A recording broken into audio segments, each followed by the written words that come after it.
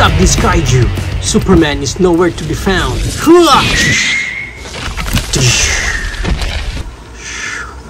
Yo, Superman! Stop messing around! I'm not messing around. He just swallowed me alive. Yuck! And here's the toy that we're going to review for today. This is Spin Master DC Superman Movie 2025 Kaiju Slime Battle. And before we start, special shout out to Kids Company for sending us this Superman Kaiju Slime Battle for us to review here on our channel. Once again, Kids Company, thank you so much. And as you can see here, we have our open packaging where you can feel and touch Superman. And of course, our giant kaiju here. And at the back, obligatory product shot with our Superman and kaiju slime. And on the side, Superman logo. On the other side, Superman logo. And at the bottom, instructions for our kaiju and more words. Pag na-unbox na natin, what you'll get is first itong ating pinaka-slime or kaiju slime. Naka-secured naman siya dito pero mamaya na natin i-open ha. Kasi baka kumapit sa gloves natin. And we have here na our basic figure ni Superman. Let's take a look muna yung details niya. Medyo kawig naman niya. Yung actor natin si David Cornsweet. And yan pa yung pinaka nung design, nung costume niya. Nice, maayos naman. Yan pa. Okay, nice. Side. And sa likod, ito yung pinaka-cape niya, overall cape. Although, bakit kaya ganun yung design nila? Pag ganyan lang yung cape, and parang bitten, tapos painted na lang yung doon sa part na yun. Bakit kaya? Dito meron siyang parang, I'm not sure kung para saan itong part na to. Lagayan ng cape niya. Ganyan, para hindi sumayad yung cape. I'm not sure. Pa-comment down below if you know kung para saan yung part na yan. Para sa articulation dito ng ating Superman, yung head yan naro-rotate 360, walang look up, walang look down. And yung kanyang Creed moment, meron siyang arms wide open na ganyan.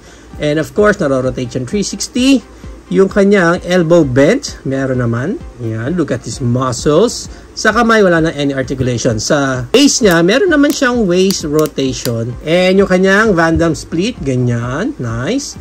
And yung kanyang high kick, hanggang ganyan lang. Kanyang back kick, halos wala kasi nakaharang yung butt flap niya. Yung knee bend niya, single joint, ganyan. And sa paa, wala nang any articulation. Wala nang ibang accessories dito yung Superman natin. Talagang basic figure lang siya. Even yung cape nga niya, parang isang maliit na tela lang siya. So, basic talaga yung Superman. Now, let's proceed na dito sa ating kaiju. Disassemble pa yung kanyang tail. May susundan naman kayong peg doon para sa kanyang connection. Pop it in sa kanyang peg. Yun! Alright! So, medyo malaki yung ating kaiju dito. Check muna natin yung kanyang details. Ayan yung eyes niya and yung head. May mga stripes pa pala siya dyan. Okay, nice. Okay, dilat na dilat. And then yung sa arms niya. Although, pagdating dito sa kamay, yung paint niya masyadong obvious. Halatang magkaibang part na. Di man lang nag-run dito yung brown niya papunta dito. Kasi talagang hating-hati yung color. Pero yung sa body pa niya yan. Hindi na rin painted yung mga nails. Wala ng paint. Okay. Sa side. Yan. Sa likod. And then yung kanyang tail. Ang ganda rin ng tail niya. Okay. May mga spikes pa siya dyan. And para sa articulation ng kaiju natin, yung head niya, walang any articulation dyan. Yung mga tentacles niya dito sa head, medyo soft rubber naman siya. Yung mouth niya, pwede mong i-open yan manually ng ganyan. Yan, isang malaking color pink na lang din sa loob ng bibig. And sa kamay niya, meron din siyang Creed moment with arms wide open. Yun nga lang bumabagsak. Hindi niya kaya i-angat yung pinaka-arms niya. Kasi naro-rotate din yan 360. Yan, naro-rotate yan 360. May matinding ratchet sa loob. Sa elbow, wala nang any articulation. Yung kamay niya, naro-rotate lang yan 360. Dito is yung gimmick niya, mamaya sa body, check natin yan. And sa paa niya, may konting movement lang. Halos walang high kick and back kick. Wala nang any Van Damme split and wala nang ibang articulation pagdating sa legs. Sa tail niya, hindi rin naro-rotate yan, as in naka-steady lang yan na ganyan. Sayang naman, ang haba ng tail, sana naglagay sila ng kahit konting articulation dito. Sayang, masyadong malaki, tsaka medyo mahirapan ka sa display niyan, lalo na kung medyo limited yung space kasi tatama yung tail niya sa likod. Para sa gimmick ng kaiju natin dito is meron siyang button dito sa likod. Ito ay parang fin niya na. If you move that, Yan, so gagalaw-galaw din siya ng ganyan. Ayan. Ganyan-ganyan siya. So, I think if you position yung kamay niya, masyadong mataas.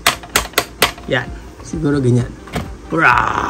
Yan, ganyan. Or, ganyan. Arms wide open siya.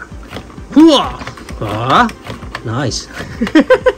Yung isa pa niyang gimmick is that we're going to use na itong ating slime. Open lang natin ito sa likod. Open up natin to. Yun, blue slime. Ooh. Jelly talaga. Mas sticky, mas slime talaga.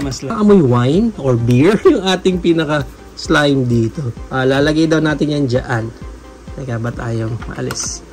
Masyadong madami yung slime natin. Go inside. Ito na yung pinaka feature na gimmick niya na wherein pag sinuntok siya dito ni Superman sa ilalim ng neck niya. Mangyayari dyan is yun! Tapos dapat mag-open to dalawa eh. Yan, ganyan. Tapos lalabas yung pinaka-slime niya doon. So, syempre, si Superman siya, liligpitin niya din yung slime na yan. Or pwede sigurong humalo na sa kanya. Help me! Parang yung mga Ninja Turtles gimmick noon na mga retro. Pero yan ang overall gimmick niya. Para sa height ng Superman natin, he's around mga nasa 6.5 inches. And yung kaiju naman natin is around hanggang top lang ng head niya. Mga almost 11.5 inches naman siya. Length niya is around, mahaba kasi talaga siya. Mga nasa 12 inches. Sama sa dulo ng tail. So, medyo challenging siya talaga pag dinisplay. Anyway, ang maganda pa yan, i-compare pa natin siya sa iba pa nating figures tulad ng ating Spin Master din. Epic Strike, Mr. Terrific. Yan, si Mr. Fun. Our Marvel Legends knockoff version, Hulk. Storm Collectibles, Rita Repulsa from the Power Rangers. Dr. Ellie Sattler, Hammond Collection. Knockoff version ng Figma Horse. Our T-Rex Hammond Collection. Bowser from Super Mario Bros. AMK Pro Series Optimus Prime. And our MCF Doomsday. See? Distraction talaga si Doomsday. So, yan ang ating height comparison. If you're planning to avail this Kaiju Slime Battle, ang price range niya is around 2,200 pesos up to 2,700 pesos. Depende na lang again kung saan specific market kayo makuha ng specific copy nyo nito. There you have it now, guys. So na ang ating Spin Master DC Superman Movie 2025 Kaiju Slime Battle. What do you think of this whole set? Is it a go for you or no for you? Whatever thoughts, please comment down below. But for me, if you are going to avail this and ang habol nyo is yung mga figure, I think hindi yun ang pinaka main focus nung overall set na ito. Kasi yung Superman natin dito is talagang basic figure lang siya, but at least may mga articulation pa rin naman. And even yung Kaiju natin, yung mga articulation nila is talagang super basic lang. Talagang nag-concentrate sila dito sa sipon. What's that? Sa sipon ng Kaiju natin, obviously yung pinaka-gimmick ang focal point nung set natin dito. But if you want something na parang pang display lang or add up sa pinaka-collection ninyo ng Superman, maganda na itong Kaiju natin na to. Kasi with its size, magandang addition ito sa collection ninyo.